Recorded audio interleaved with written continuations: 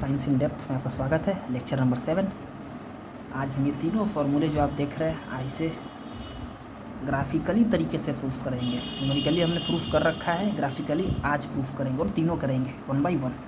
ठीक है, तो आप ये देख लो। Let a body is moving with an initial velocity u, its velocity change at a uniform rate from a to b। Clear है। इन टी सेकंड में इसकी जो वेलोसिटी है वो चेंज हो गई। ठीक है। Let A be the acceleration produced and S be the distance travel. देखो आप, इनिशियल वेलोसिटी हमारा ओ ए है, इनिशियल वेलोसिटी हमारा ओ ए है, फाइनल वेलोसिटी हमारा ओ डी है, ओ डी पूरा। क्लियर है। टाइम इंटरवल हमारा ओ ई है इधर नीचे वाला, और ए का फॉर्मूला जैसा कि हम जानते हैं कि v minus U by T होता है। क्लियर है, जानते हैं। तो ए का फॉर्मूला क्या होता है? v minus U by T. V को हमारा ओ डी था, u हमारा ओ ए था, टाइम हमारा ओ ई था, तो O D minus O A by O E. तो आप ओ डी में से ठीक है ओ ए को माइनस कर दो, ओ ए को माइनस कर मतलब कि पूरा में से इसको माइनस कर दो, तो क्या बचेगा? ए डी बचेगा, ए डी। तो ए डी बाई क्या बचेगा? ओ ई। वही चीज़ मैंने यहाँ लिखा है, ओ डी माइनस ओ ए। देखो यहाँ रख देता हूँ, वहाँ भी देखना। आई होप दिख रहा होगा। ठीक है, यही काम मैंने किया है। ठीक है, यहाँ पे ए का formula v minus U by T था, v हमारा ओ डी था। ठीक है, माइनस ओ ए यानी u बाई टाइम मतलब ओ ई,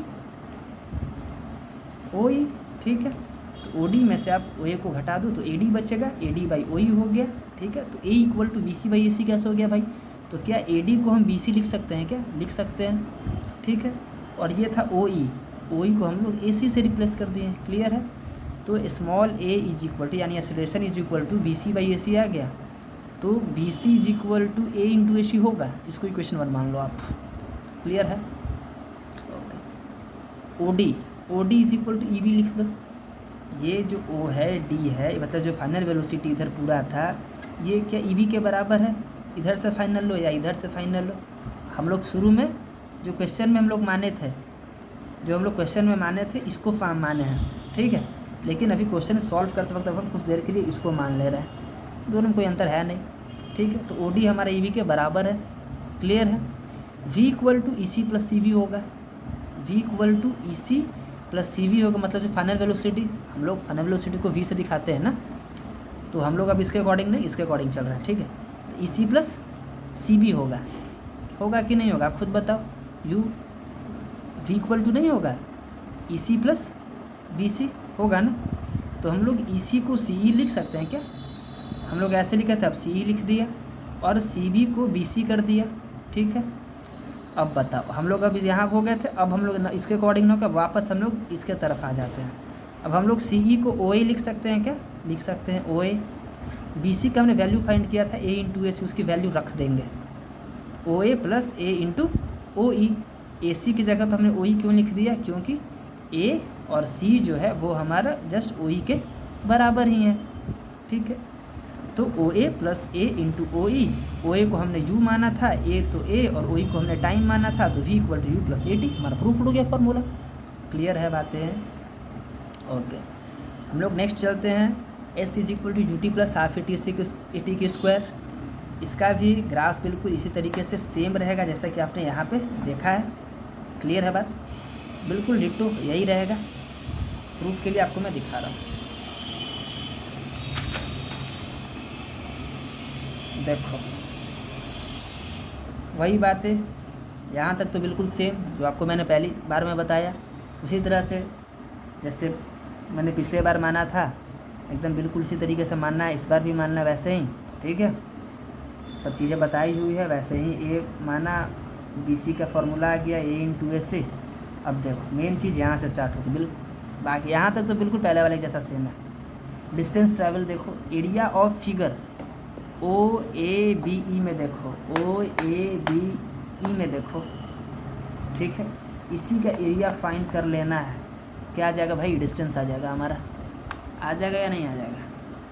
तो इसमें दो चीज़ें हैं, एक तो एरिया ऑफ रेक्टेंगल OACE, दूसरा क्या है area of triangle ABC। Clear है, वही चीज़ें लिखी हुई है कि S is equal to area of rectangle OEC plus area of triangle ABC। ठीक है, तो यहाँ पे आप देखो एरिया ऑफ रेक्टेंगल OEC का क्या होता है, L इंटू बी होता है ना, L इंटू बी होता है। ठीक, यहाँ पे मैंने B इंटू एल कर दिया, कोई दिक्कत नहीं है उससे भी, इसका 2 इंटू 3 या 3 इंटू तो बात एक ही है। तो OA यानी कि B इंटू OE यानी कि L, B इंटू एल इसका एरिया हो गया, और हाफ इंटू AC इंटू बीस यानी कि एरिया ऑफ ट्रायंगल ABC का half into base into height. तो हाफ AC क्या हो गया बेस, BC हो गया आपका हाइट, वो लिख दिया। OE into OE as it is, half को हाफ, क्या हम लोग AC को OE लिख सकते हैं क्या, हम लोग AC को OE लिख सकते हैं क्या, लिख सकते हैं। ठीक है, और BC, AC को हमने क्या कर दिया OE लिख दिया है, AC को हमने सिर्फ एक चीज़ को रिप्लेस किया है, AC को OE कर दिया, और BC का फॉर्मूला हमारा A इंटू AC था, उसको पुट कर दिया। तो क्या हो गया OA into OE plus 1/2 OE into A into OE। Clear है, बताओ। अब यहाँ पे A इंटू, ऊपर में देखो आप A इंटू AC था, अब अचानक से A इंटू OE हो गया, अब AC को वापस से OE में कर दिया। ठीक है, तो U into T plus 1/2 into T into A into T.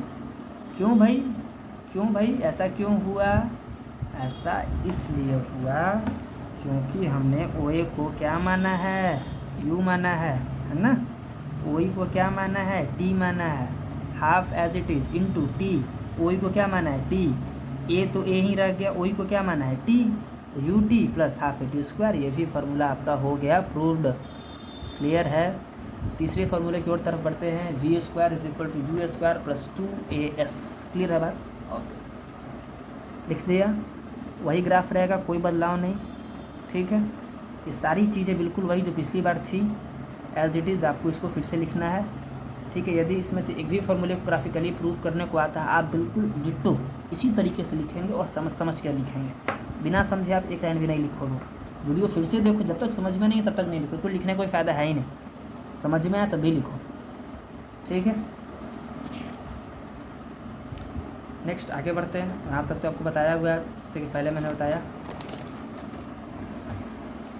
A equal to BC by AC, तो BC is equal to A into AC as it is. ठीक है, तो डिस्टेंस ट्रैवल के लिए देखो, डिस्टेंस ट्रैवल यहाँ से देखो आप, distance travel equal to area of trapezium.